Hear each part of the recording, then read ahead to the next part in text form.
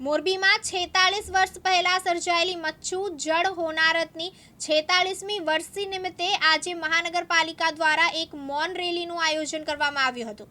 આ દુર્ઘટનામાં દિવંગત થયેલા આત્માઓને શ્રદ્ધાંજલિ આપવા માટે શહેરમાંથી મોટી સંખ્યામાં લોકો જોડાયા હતા। મૌન રેલી મોરબી મહાનગરપાલિકા કચેરીથી શરૂ થઈ હતી।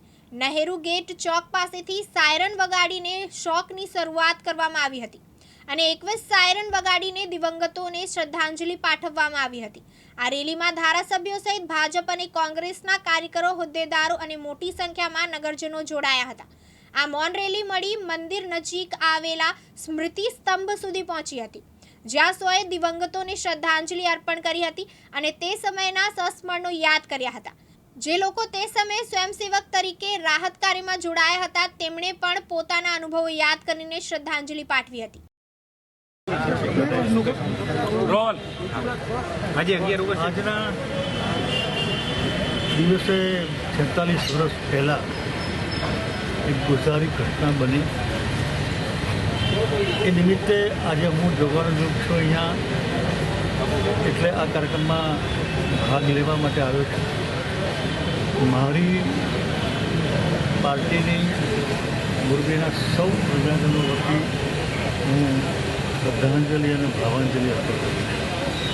46 વર્ષ પહેલાં હું માન્ય શંકરસિંહજી વાઘેલા અને માન્ય હરિસિંહજી ગોહેલ આજના દિવસે અમે હિંમતનગર અને આજુબાજુના ગામમાં પાર્ટીના પ્રવાસમાં, એ વખતે તો કોઈ મોબાઈલ હતા નહીં, તો કંઈ ખબર નહીં। સાંજે આવ્યા પછી ખબર પડી કે આવું બન્યું છે, તો અમે સૌ અહીંયા બીજા દિવસથી આવી ગયા। માન્ય નરેન્દ્રભાઈ મોદી તો સાંજના આવી ગયેલા અને એ વખતે જનતા મોરચાની સરકાર હતી, એટલે બાબુભાઈ પણ અહીંયા હતા। તો મને આ બંને મહાનુભાવો સાથે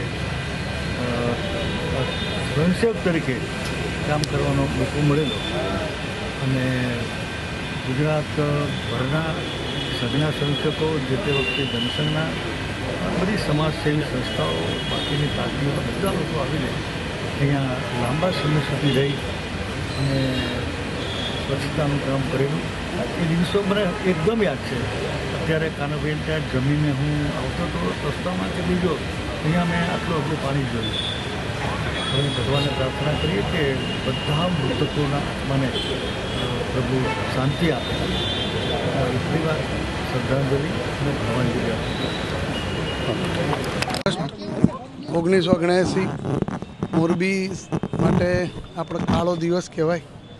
આવી અત્યંત દુઃખદાયક ઘટના બની અને આપણા હજારો લોકોએ જે જીવો ગુમાવ્યા, એના અનુસંધાને આજે આપણે શ્રદ્ધાંજલિ આપવા માટે દર વર્ષે જે મૌન રેલીનું આયોજન કરે છે, એવું આજે વહીવટીતંત્ર તરફથી આ પ્રકારનું આયોજન કરવામાં આવ્યું ને એમાં તમામ પાર્ટીના અને સૌ નગરજનો, સૌ અધિકારીઓ, સૌ મીડિયાના મિત્રો સાથે સમગ્ર મોરબીના નગરવાસીઓ આ શોક સંદેશ માટે સૌ ભેગા થયા અને